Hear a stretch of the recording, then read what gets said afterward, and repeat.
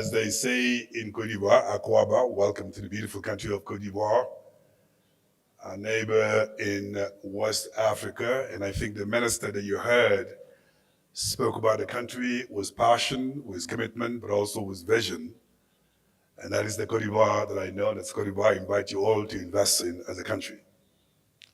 The organization that I represent, Badaya, the Arab Bank for Economic Development in Africa, known as Badaya, is extremely committed to Africa because it was created essentially to support development of the continent. We've been in Africa for 50 years, invested about $13 billion in different sectors. I can't figure a better way to show our commitment to the continent, and that's why it was important to be here. Second, we're extremely committed to Côte d'Ivoire. For the past decades in Côte d'Ivoire, we've invested millions of dollars in infrastructure, in education, in health, all the sectors that are extremely important to the continent, and that's why we could not miss this opportunity to renew our commitment to Côte d'Ivoire in supporting the government. Let me begin by saying we are fully in support in the flagship program, as described by the minister, for a number of reasons.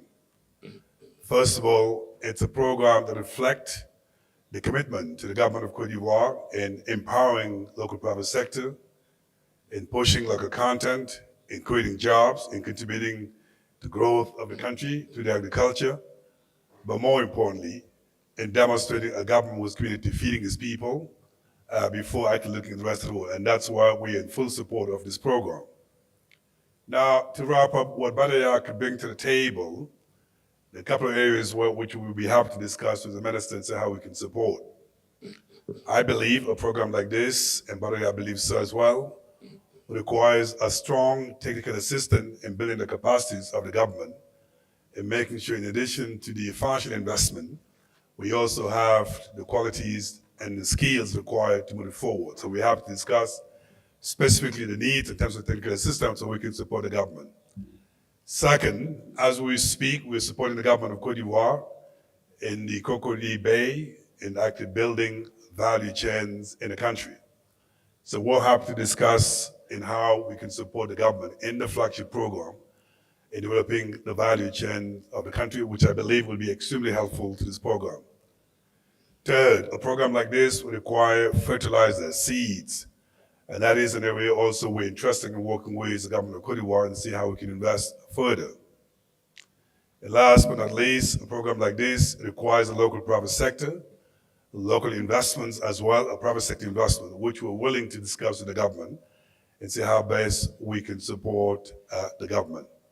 Let me end by making a call to action to all the investors who are present here. Côte d'Ivoire is a beautiful country.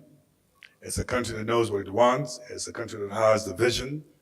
It's a country that's stable. And if you invest in Côte d'Ivoire, as the minister has said, you will not regret it. What I also liked about the presentation, the minister was very specific in terms of specific opportunities and projects in which you can invest in.